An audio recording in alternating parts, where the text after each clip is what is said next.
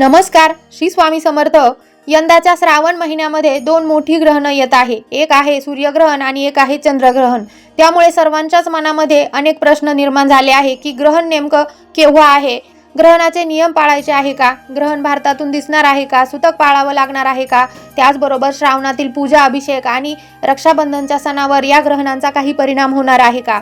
तर याबाबतच आजच्या या व्हिडिओमध्ये आपण सविस्तर माहिती जाणून घेणार आहोत आणि म्हणून माहिती कुठेही स्किप करू नका, शेवटपर्यंत ऐका। आणि जर ही माहिती तुम्हाला उपयुक्त वाटली तर तुमच्या मित्रपरिवारासोबत माहिती शेअर करा। सर्वप्रथम पहिलं जे ग्रहण आहे ते आहे सूर्यग्रहण आणि हे ग्रहण 12 ऑगस्ट 2026 रोजी होणार आहे। आता हे पूर्ण सूर्यग्रहण आहे।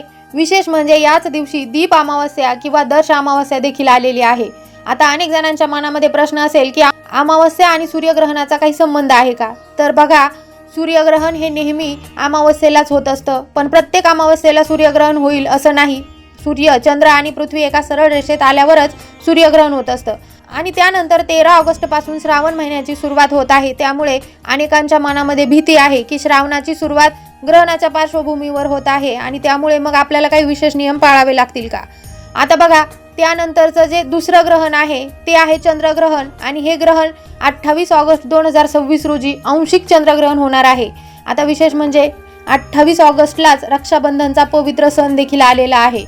आता सर्वात महत्त्वाची माहिती लक्षात घ्या, 12 ऑगस्टचे पूर्ण सूर्यग्रहण आणि 28 ऑगस्टचं आंशिक चंद्रग्रहण हे दोन्ही ग्रहण भारतातून दिसणार नाही। त्यामुळे भारतामध्ये या ग्रहणांचं सूतक किंवा वेद मानले जाणार नाही। आता अनेकांना प्रश्न पडतो की ग्रहणाचे नियम नेमके केव्हा पाळायचे असतात। तर बघा, याचं उत्तर अगदी सोपं आहे। जेव्हा ग्रहण आपल्या भारतातून किंवा आपल्या परिसरातून दिसतं, आपण जिथे राहतो तिथून दिसतं, तेव्हाच त्या ग्रहणाचे वेद किंवा सूतक मानले जातात।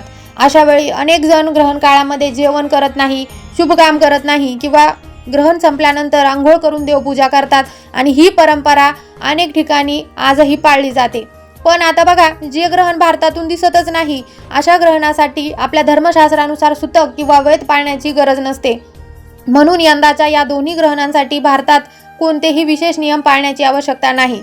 तुम्ही श्रावण महिन्यातील महादेवांचा अभिषेक, पूजा, उपवास, मंदिर दर्शन किंवा इतर धार्मिक कार्य नेहमीप्रमाणेच करायचे आहे। आता रक्षाबंधन बद्दल बोलायचं झालं तर 28 ऑगस्टला आंशिक चंद्रग्रहण आहे आणि याच दिवशी रक्षाबंधन देखील आहे। त्यामुळे अनेकांच्या मनामध्ये प्रश्न आहे की चंद्रग्रहणामुळे राखी बांधायची की नाही।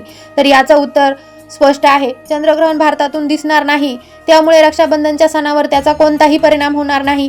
प्रत्येक बहिणीनं आपल्या भावाला प्रेमानं राखी बांधायची आहे, पूजा करायची आहे आणि रक्षाबंधनचे सर्व विधी नेहमीप्रमाणेच करायचे आहे। तर बघा, ग्रहण आलं की आपल्या सर्वांच्याच मनामध्ये अनेक प्रश्न, अनेक शंका ग्रहणाशी संबंधित निर्माण होत असतात। पण हे दोन्ही ग्रहण आपल्या भारतातून दिसत नसल्यामुळे त्यांचे सूतक किंवा वेद पाळण्याची आपल्याला गरज नाही। श्रावणातील पूजा, अभिषेक किंवा रक्षाबंधनचा सण हे सर्व आपल्याला नेहमीप्रमाणेच साजरे करायचे आहे।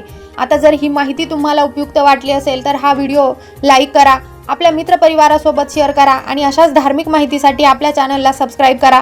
पुन्हा भेटू नवीन माहितीसोबत, तोपर्यंत धन्यवाद। श्री स्वामी समर्थ।